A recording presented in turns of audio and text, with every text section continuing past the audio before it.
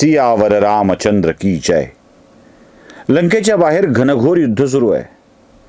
यावेळेला इंद्रजित अक्षरशः वानर सेनेवर मृत्यूचं तांडव करतोय. वानर सैनिक इंद्रजिताच्या अस्त्रांनी अक्षरशः जेरीला आलेत. नुसते वानर सैनिक नाही, तर वानर सेनेच्या मधल्या अनेक मोठमोठ्या योद्ध्यांना सुद्धा इंद्रजिताने घायाळ करून टाकलाय.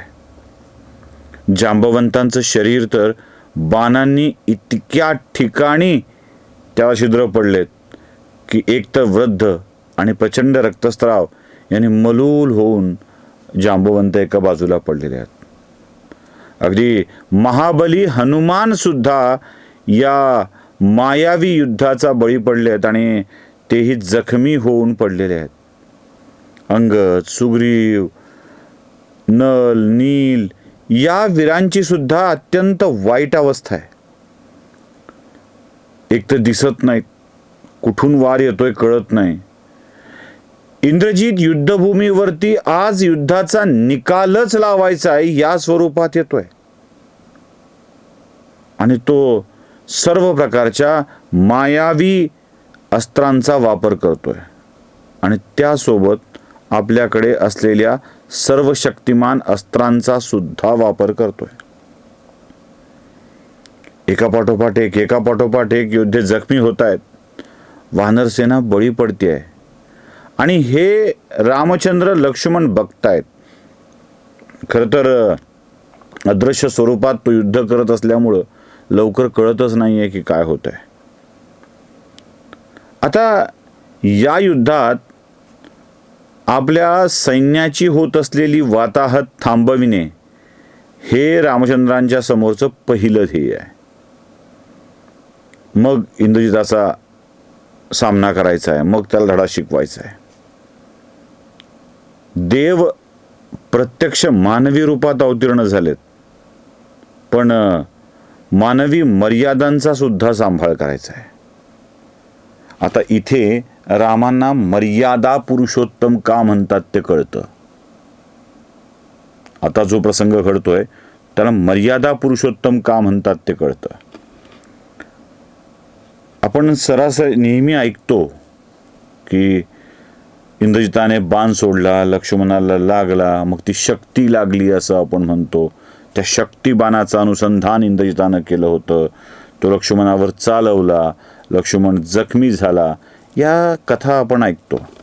मग त्यानंतर रामचंद्रांचा होत असलेला विलाप, वेगवेगळ्या ग्रंथांच्या मधून तो विलाप अधिक रंजकपणे सांगितला जातो आणि मग हनुमान कसा जातो, ह्या सगळ्या कथा आपण ऐकलेल्या आहेत. पण खरोखर असंच घडलंय का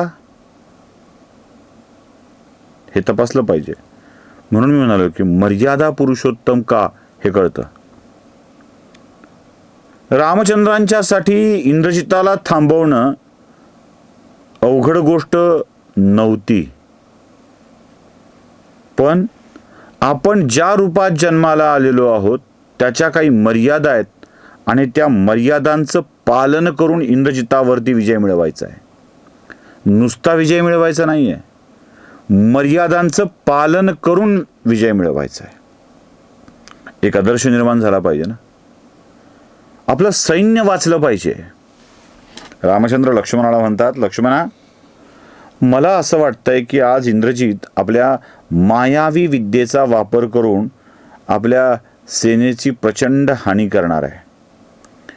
1/5 भार तर इंद्रियांनी आपल्या सेनेचा 1/5 भाग, माफ करा भार शब्द वापरला मी, 1/5 भाग तर संपवलेला आहेच आहे, पण आता तो यापेक्षाही महाभयंकर हानी करण्याचा विचार करतोय.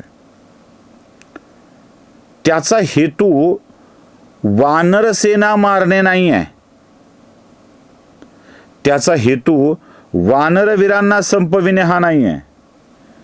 त्याचा हेतू आपल्या दोघांना संपविणे हा आहे. आपण दोघे संपलो की ते हे युद्ध थांबवेल.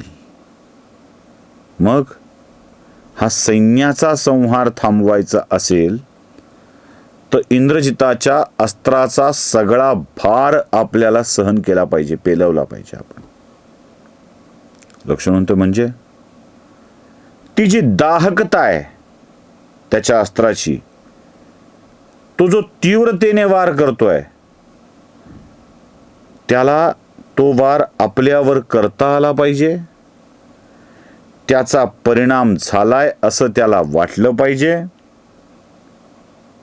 आणि त्या परिणामाच्या साध्यतेमुळे आता काय राम आणि लक्ष्मण दोघेही अटपले असं म्हणून तो निघून गेला पाहिजे.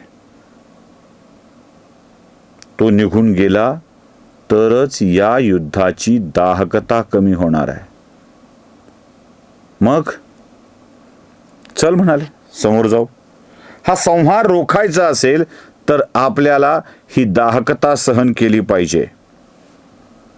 मग काय, दोघही बंधू इंद्रजिताच्या समोर उभे राहतात.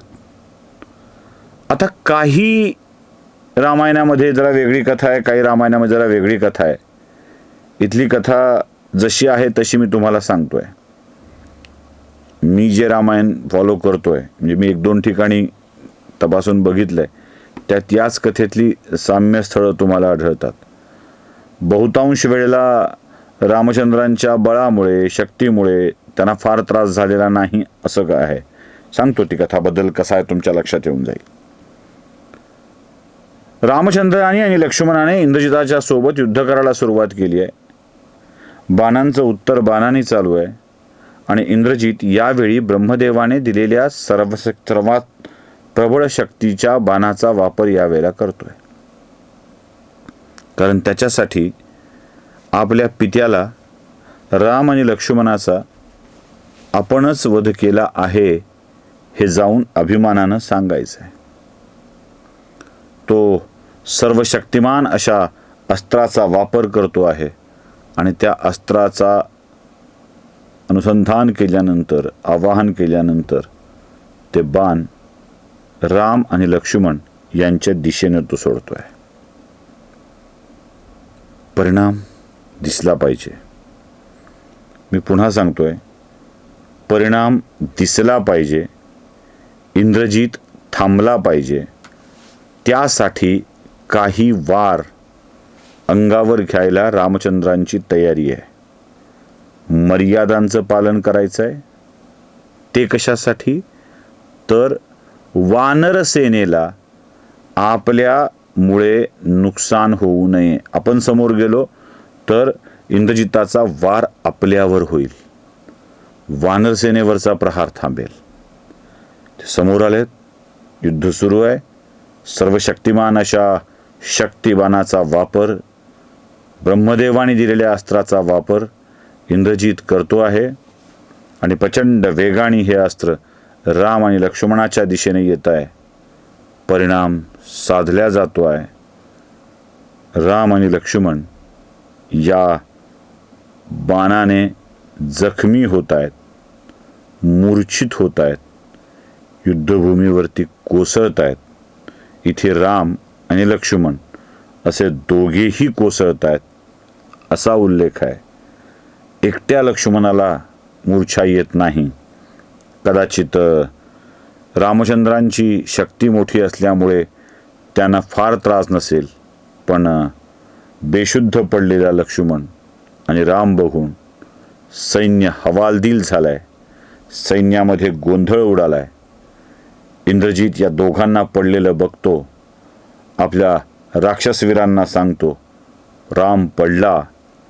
आपल्याच विजयावर जल्लोष साजरा करत इंद्रजित लंकेकडे परततोय. तर वानर सैनिकांच्या मध्ये एक अस्वस्थ अवस्था आहे.